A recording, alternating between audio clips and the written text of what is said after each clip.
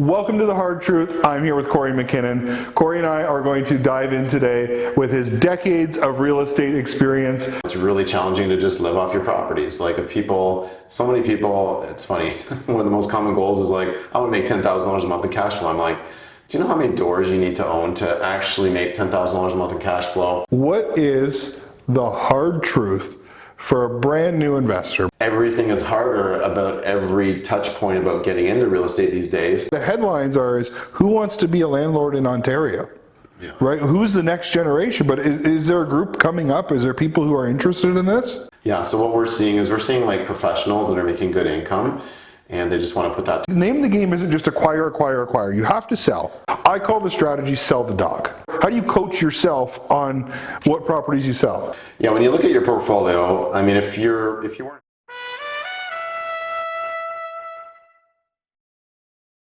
Welcome to The Hard Truth. I'm here with Kory MacKinnon. Kory and I are going to dive in today with his decades of real estate experience. We're going to talk about kind of how he got started, a ton of coaching, tips, tricks, the realities of investing in today's market, being aware, having the right mindset. Let's dive in. So, Kory, I want to go back. I want to how you got started. What were you doing before real estate? When did you get into it? What were the first couple of things? Kind of go back in time and we'll kind of move forward into your career and time in the business. Sure. I'll take you back in the time machine. I'll try to keep it pretty quick.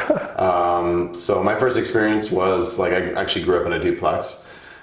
We lived at the end of my school field for the school, and I lived in the old house, and right across the street was all new developments and all that sort of stuff, right? So I guess I got exposed at a pretty young age. To me, it was pretty normal just having someone upstairs. I asked my dad, who is that person? He's like, yeah, she just lives here too. She pays a little bit of rent. And my best friend in grade school, his dad was also a realtor, so I kind of got exposed to the whole entrepreneur, I'm like, why isn't your dad at work right now? And he's like, because he makes his own hours and that sort of thing. And then I guess my first real exposure was my first boss after college. He was house hacking at the time, so he was living in duplex, rented out the basement, rented out I guess he had 4 bedrooms up, and he lived in one.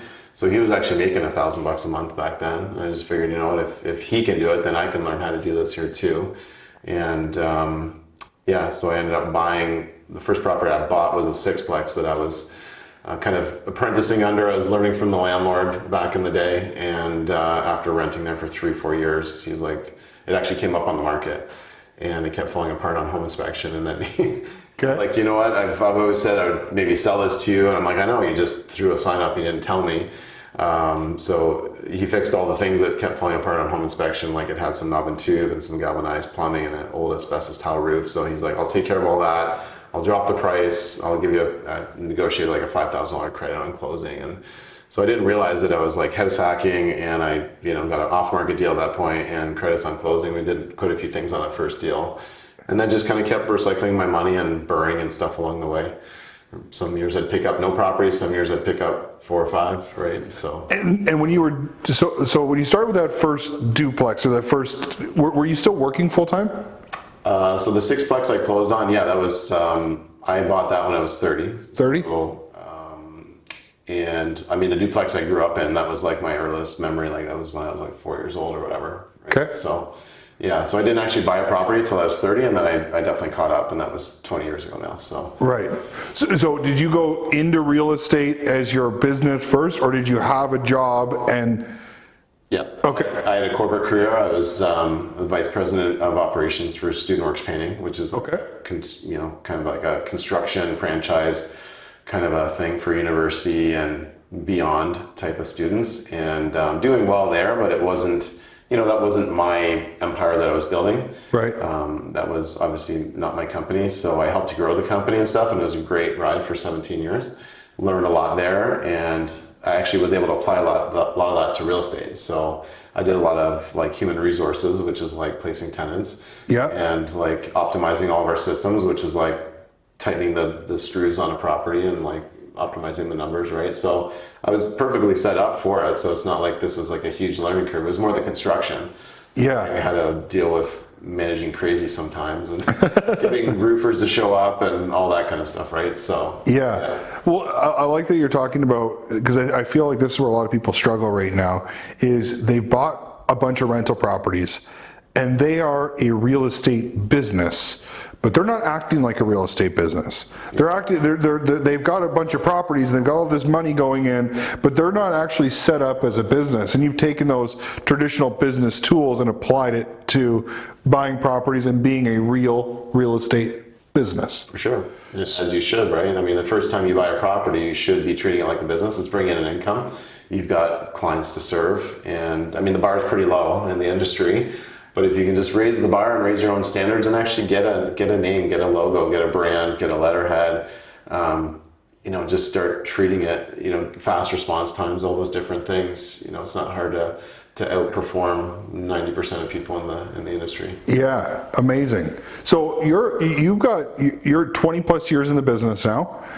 What I'm talking a lot about recently is the rules are changing. When I went to my first guru workshop 10 years ago, what they taught me was pretty old information at that point that was still valid for about 5 years of my early career. But in the last 24 months, specifically even the last 6 months, the rules are changing. What have you seen as a big difference between what worked 20 years ago, what still works today, and what doesn't work anymore? What can't you do anymore? For sure. I see where you're coming from as far as the rules are changing. I think a lot of the rules have been similar. I think they're actually being enforced a lot more now. Okay. Because it's not like the landlord-tenant board has changed dramatically. I think the tenants are just digging their heels in more. They know their rights and they're just really exploiting them. And if they don't want to leave a unit, they won't. Okay. What works? I mean, making money on the buy is always going to work. I always recommend that. Like, you shouldn't have to pay full price for something, unless you're paying full price for someone that's selling it. They don't understand how to optimize it or what the potential of that building or that property is. I mean, we're in one of your properties here. It's beautiful, and I know there's a story to it, right? So, but yeah, it's the bar is getting higher. Properties are getting more expensive. So I'd actually say the margin for error is getting smaller when it comes to investing in real estate. It used to be very forgiving. Like, it's like, hey, you can buy a property, not a big deal because you only paid a couple $100,000 for this thing. Or, I mean, that first property I bought in 2025, it was a six-plex in London, Ontario. I think I paid $425 for it, right? So it's worth 3 times that now. And if you bought it for 3 times that, like, your margin for error is very slim. Well, so you're in the coaching business. You help new investors, seasoned investors. How do you encourage someone to do a deal right now when they're scared, they're new, the margins are thin? Like, what are you saying to that person? What should they do? It can be paralyzing. It can be. And what we're seeing here, Kyle, is that there's almost like this new wave of investor that's coming into the market right now. You might be seeing this in your business too, but they don't know any different than what it is now. So they're coming in with like a fresh perspective, and they're like, oh, okay, so I guess I do need a bigger down payment, or I need to maybe house hack this on my first go around, or whatever it might be there. And they're open to that. Whereas people like me and you were like, why can't we find great deals like we used to, or we got to work so much harder. I heard someone on YouTube last night, they're like, I will literally like crawl across glass. That's what it feels like sometimes when I'm trying to make a deal, pencil out and work sometimes, right, at a bigger level. So because they have that fresh perspective, they don't know any different. And we always recommend that people have a really strong understanding of the fundamentals. Like, you got to understand how the financing works, how markets work, how to analyze a market. I mean, you can drop me in any city in Canada and I'll go figure it out. I don't even have to be there. I can figure this out on the internet too. But if you want to drop me in a town and you want to see where the better places are to be or what opportunities look like, I can show you, because I've looked at thousands of deals, same with you. So really a strong understanding of the fundamentals.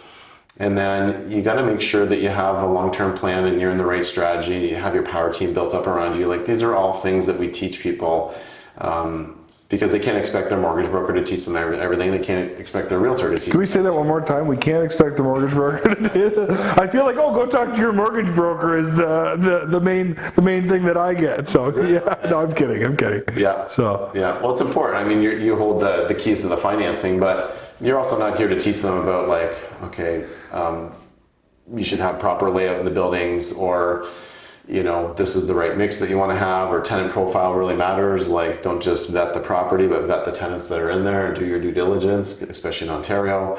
There's so much to know, right? And so what we do is we just try to get all that information to people in a short period of time so they can get an accelerated PhD in real estate investing, and then they can actually have more intelligent conversations with their mortgage broker, realtor, power team member, whoever it might be, right? So that's one of the biggest feedbacks that we get, is that like you basically like shortcut all the education and all the information so that I can actually pitch and catch with someone like Kyle Ford and not sound like a total newbie, because I've actually gone through a lot of I've gone through a lot of, like, whether it's just trial underwriting or other conversations before I get to my true power team members. I love it. You actually just what you said about they don't know any better. That's a good coaching lesson for me, because sometimes I feel and I still feel like a new guy in the industry. I really do. I'm 35, but I still remember being 24, bright-eyed and bushy-tailed, and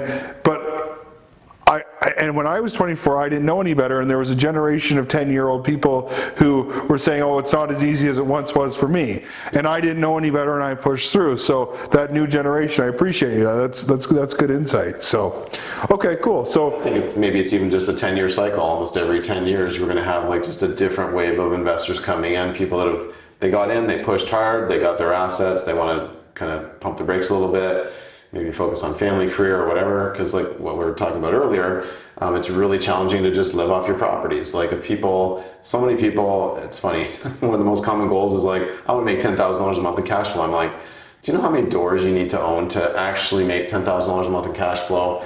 Money that's not supposed to sit in the house account for CapEx repairs and all that sort of stuff is very challenging. So why don't you look at a business that's a bit of a hybrid, or build something around your properties where you can actually make more money. Maybe you want to like manage some other people's Airbnbs, maybe you want to get into property management, maybe you want to be a mortgage broker, realtor, all these different things. If you love real estate, then do something around real estate.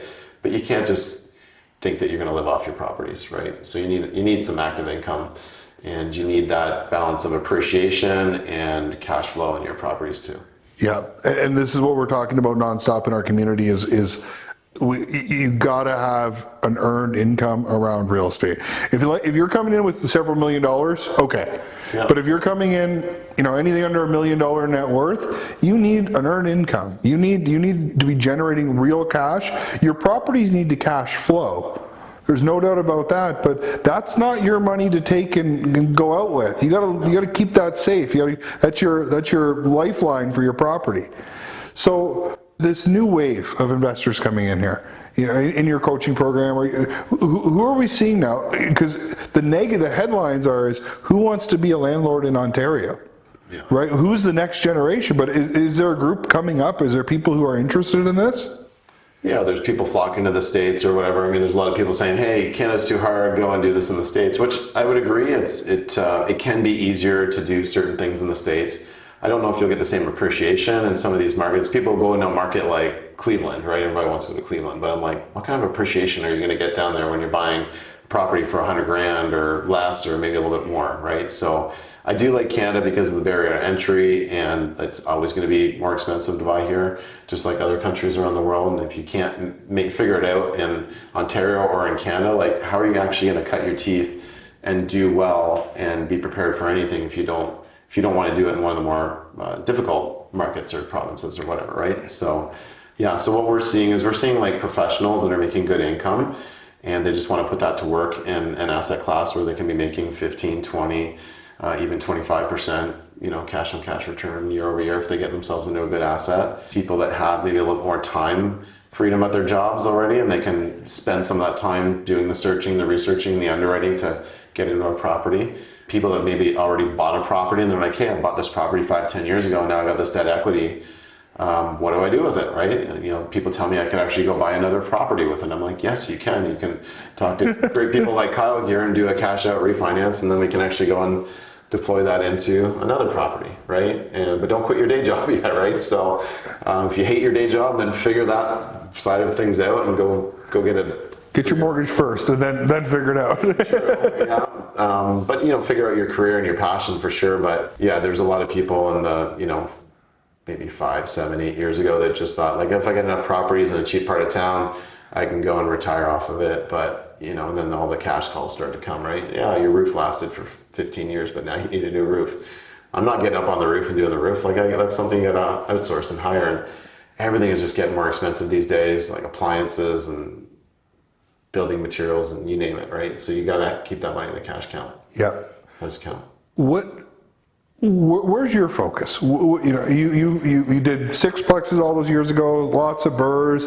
I've seen the picture with all the keys in your hand, so I know you got, you know, a lot of doors. I guess in the last, let's go over in the last 5 years. What were you doing 5 years ago? What are you doing today in terms of strategy? Why did you shift? How do you identify why you switch? Like, you know, where are you at? Sure. Yeah, so 5 years ago, I think that's really when things, obviously we're like probably in COVID times at that point, so things were really overcooking.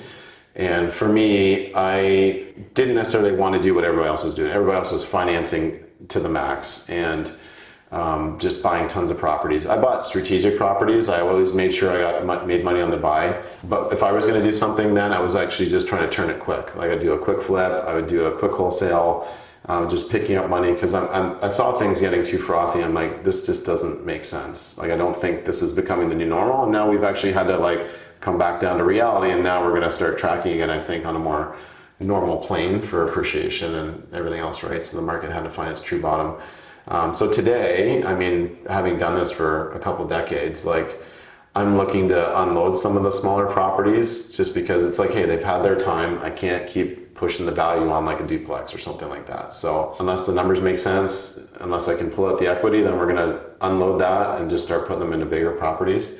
I like purpose built here in Ontario. If you can actually develop and add more units, then at least you can kind of avoid you're not controlled by rent control. Right. So now you can actually set your rents, and if you want to reset them, you can once your tenants are past that 12-month mark. So, but yeah, I'm starting to work more on developments. I'm starting to work more like getting into different businesses around real estate. So I bought a storage facility. It's like, frankly, one of my favorite properties. It's like you go out there, nobody's out there. It's just quiet, peaceful. Someone might come out there to check on their stuff, or they just literally just park it and they just. I heard a story from the past owners, like literally I had someone in here, she rented from me for 10 years and eventually she stopped paying. Maybe she passed away. He's like, I don't know, I didn't have her contact information. I couldn't get a hold of her. And we opened it, we cut the lock, we opened the unit. All that was in there was a love seat, like something like this. So he's like, if that's what she was paying for 10 years. He like did the math and it was like, I don't know, $6,000 to store a love seat. Right. So people are really attached to their things. I heard a stat that people fight 3 or 4 times harder to hold on to something versus like how hard they'll work to actually get something going or started, right? So right. They'll hang on to old things. They won't work hard to create new things, like make more money, buy assets, whatever. And we're obviously freaks and we like to work hard to grow and to grow our portfolios. But so I like storage. I like, just looking into other businesses that'll be a little more like I've always believed in like medical commercial, because people will obviously travel and travel a great distance to go see someone to do physio for them, crack their back, whatever. And we have an aging population that needs medical care, and we have some great, one industry that's moving super fast is actually the health tech field, right? So AI is going very fast, but same with health tech.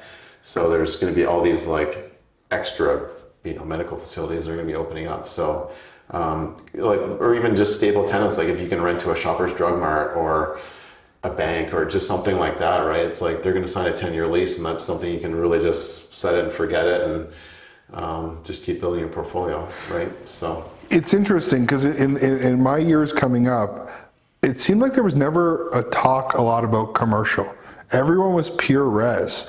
But the conversation, and I think this is what I mean by like the rules are changing. The principles are still the same, but like you have to be like looking at other things. And the more guys like yourself I talk to, the more freaks that like us that I talk to, we're here thinking like the businesses, commercial, other options, like really looking at the different peripherals to real estate and how we can tie it back to real estate. So we still want real estate, but we're actually looking at other businesses and saying, how are those businesses changing to tie to my real estate? So going back to you shifting from the small, I think this might help some of the viewers. I call the strategy sell the dog. Yeah. And what I mean by that is every year I try to look at my portfolio, look at my personal net worth, and identify what properties are performing the least. And performing the least can be a variety of different things. It sounds like you're applying a similar strategy. How do you identify, because the name of the game isn't just acquire, acquire, acquire. You have to sell. So how do you pick your 1 or 2 properties a year? How are you saying, how do you coach yourself on what properties you sell? Yeah, good point. And obviously I got to eat my own cooking here too. So yeah, when you look at your portfolio, I mean, if you weren't happy with the performance of the property, obviously you got to think, okay, was there a reason for that? Did I need to do a heavy turnover on that? Was it time for a full refresh? Like, did I put a bunch of capital into it? So you should know that reason, obviously. But if you just feel like, you've reached the maximum rents, or the rents are softening in that part of town, or the property's gone up in value quite a bit, but you just can't keep you'd like to go and do a full refinance, but if you did, now it'd probably be cash flow negative. So that could be a part of the equation too. But I think people just understand that, single families don't make sense. The smaller multis don't make as much sense unless you're going to house hack in them or something like that, which is always a great strategy in the beginning. But yeah, you just got to look at I did a 5-year analysis of all my insurance and property taxes. I was just like, wow, man, like property taxes just going up in some areas by 10% a year.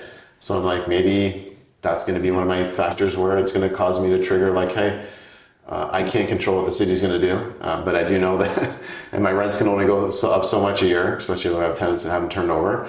So maybe that's one of the factors, right? So you just got to look at, again, comb through the finances, but it's not just the numbers. I mean, look at your tenant profile, look at the layouts. Maybe you're just finally tired of like, hey, that one's always had a bit of a weird layout, and for me to fix that, it's going to be a major renovation.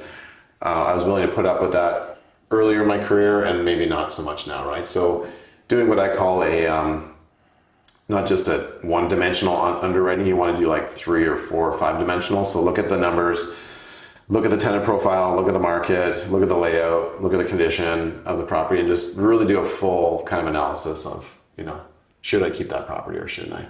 It sounds like it also, what's a good strategy for somebody, just because the property makes money, doesn't mean that it aligns with where you've changed in your life. Yeah. You might have, like you said, you might have one of your furnished rentals. You said you do furnished rentals. It might make money, but you're looking at it saying, well, the layout's a little bit off, the property taxes are going up. Just because it's making money doesn't mean it's a good investment for you. Yeah. Anymore, right? True. Could be great for another person trying to get in the market. Right? Well, and I'll admit this is my mistake as well. I held some things too long because they were making money. Where if you identify that earlier, they sell better when they're making money. Right? So if it's a profitable investment right now, it's more marketable. Waiting for things to change now maybe it's not so profitable. It's not going to sell as well either, right? Yeah, especially in this market. Especially if you've milked the property dry and it needs a roof and it needs this and it needs some capex and everything needs a refresh on the inside. Like, people actually want a little more turnkey these days. They don't want to have to. It's like, oh, okay. So for all the inventory in the market, which the inventory is going up. So you got to think about that too. If I'm going to go throw something on the market, I want to make sure it stands out and it's not going to be picked over or it's going to go float to the bottom of the barrel. How can I make sure that mine's still at the top of the barrel? So you make a good point. Sell it while it's still cash flowing. Sell it while some of the major components still have life in them, and they're not going to be a negotiation point that's going to make people not want to buy it. That's right, and it's. I'll give you an example. We have a couple cottages. Like we were really heavy on the cottages. We still have a good cottage business, but we're trying to go down.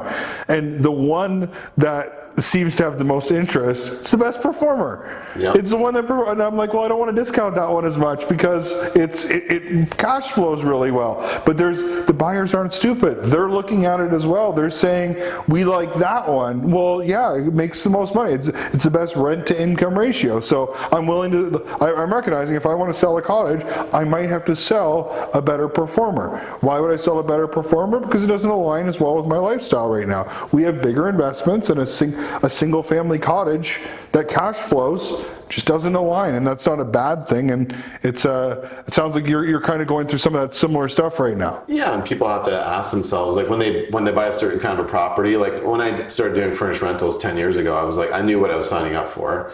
And same with the cottage, right? You're signing up to be in the hospitality business, you're signing up to be in the communication business, you're signing up to be in the cleaning business. Like there's a whole other level to it, right? So you always have to ask, like, what kind of business are you actually getting into? But yeah, at the end of the day, if you can sell the dog, like you call it, and then this is a term that I've borrowed from Danielle Chason, my business partner. If you can go put a faster horse in the race, go put it into a better market that's growing faster, a different asset class that's appreciating more.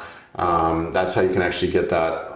You can start to ride that wave. Because if you just get in a market that's flat all the time, you're missing out on one of the biggest forces of real estate, which is appreciation. Like you can force the appreciation yourself, but there's also that natural appreciation you want to take care of too. So getting into an area, before the mining contracts come out, or like right now, like St. Thomas, there's a lot of great things going on in St. Thomas.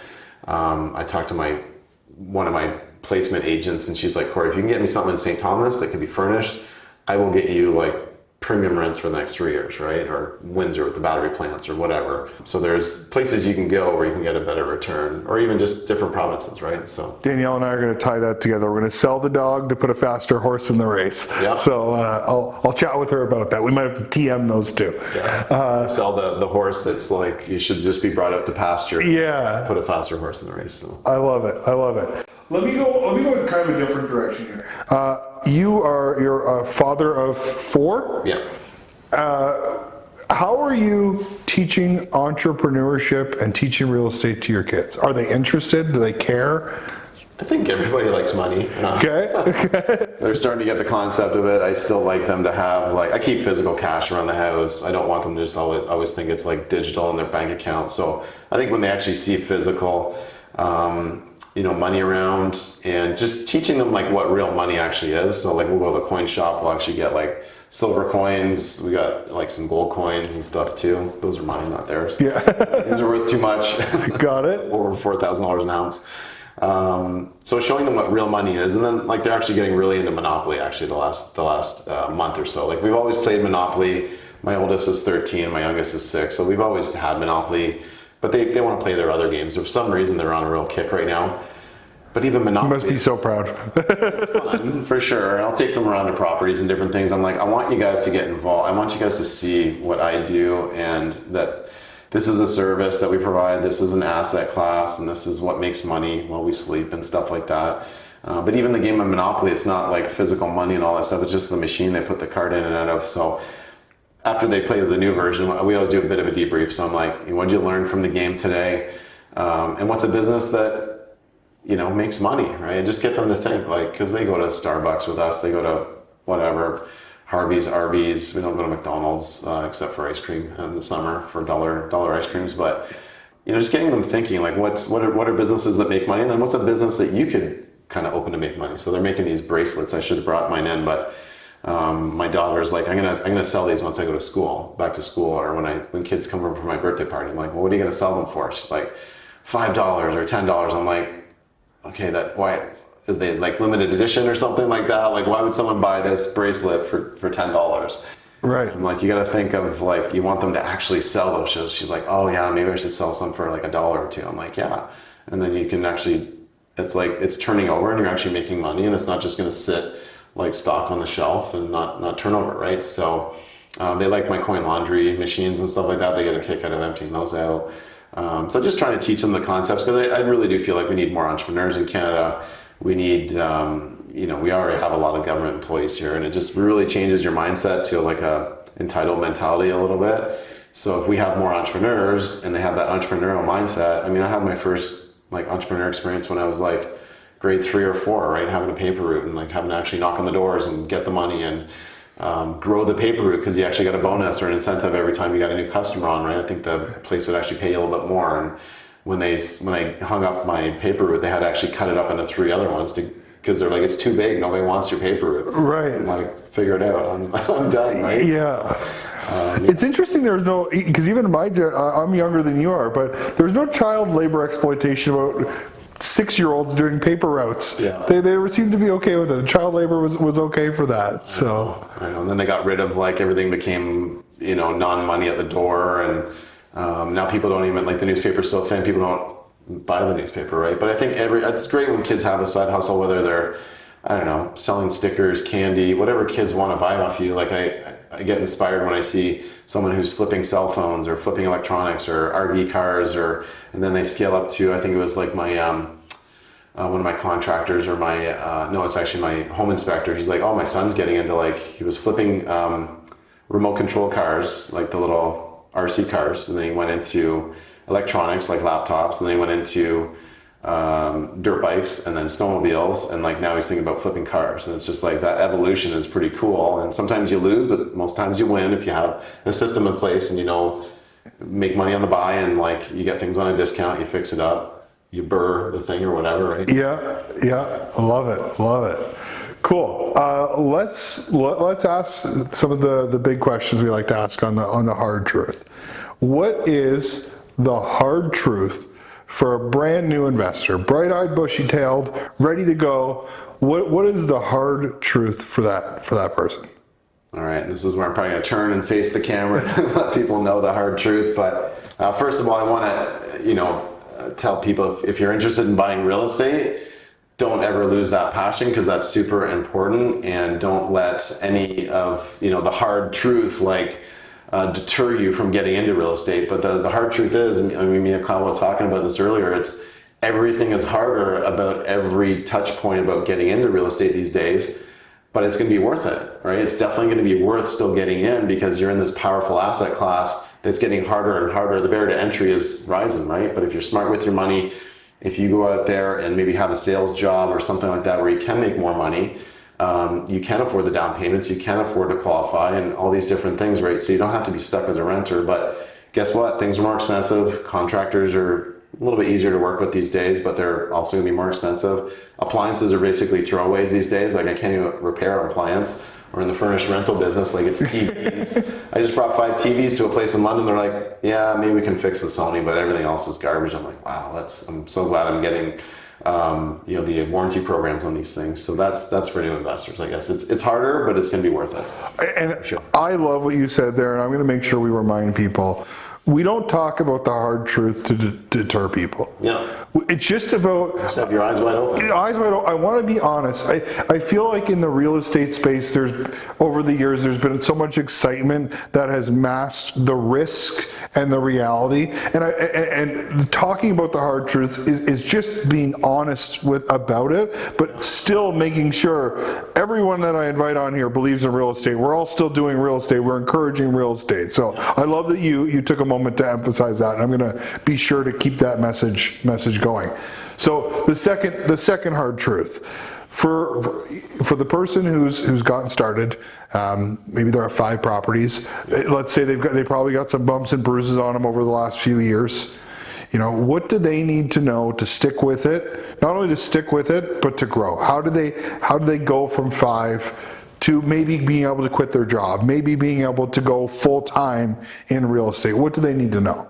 Yep. So I think for anybody that's got like 5 or more, you've obviously recognized that there's a process to go through, and if you keep following that process, you can scale it up.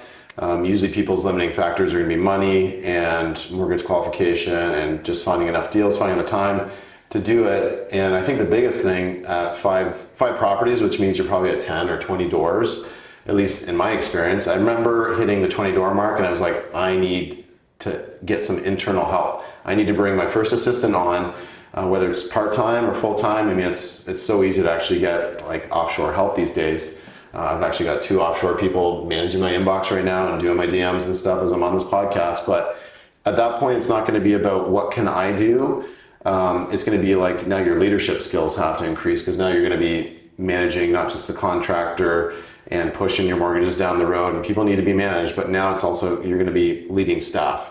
Okay, if you really want to grow, which I think it's important, too many people are just like, I'm going to do this myself, and you know, just because you can do it doesn't mean you should do it. Is one of my students sings because he was doing some handyman stuff on a property at like 6 in the morning, and he didn't have the lights installed yet, so he's doing the stuff with like a cell phone light, and he literally almost cut his thumb off, right, from just trying to do this stuff himself. So at that point, I mean, you can hustle and grind, and maybe you'll 2x things because you wake up earlier, you burn the midnight oil, right? But you'll never like 5x or 10x if you just always try to do everything yourself. So at that point, you need to become a stronger leader, you need to bring in extra help, and you have to start thinking bigger, for sure. That's what I find. I absolutely love it. What you said earlier is when you start, it's not hard to be a business. Get a logo, get a business card. By the time you get to 5 properties, you have to be a business. Yep. You have to, like, it's one thing to start acting like a business, but at 5 properties, you need to be a business. You need to build some infrastructure. We've seen some horror stories over the last number of years, and the big thing that I've seen with those people is they don't have any infrastructure. They don't have any support. They didn't build anything underneath them, so when there was leaks, there was nothing there. So great insight, great advice. Kory, thank you so much. Really appreciate tons of value coming on here today. Decades of experience. I now officially say I have a decade of experience. It sounds cooler than 10 years. So you have decades of experience. We'll make sure we link your socials, how to get a hold of you. And yeah, really appreciate you coming on here. No worries. I appreciate you having me on. This is a beautiful property that you have here. And I think I love the theme of your podcast. And I think the whole thing here today is like, don't struggle in silence. Real estate is worth it. Even if it is harder, it just means that you got to navigate, the game a little bit better these days, for sure. Love it. People like you. So appreciate that. all right. Thanks, Kory.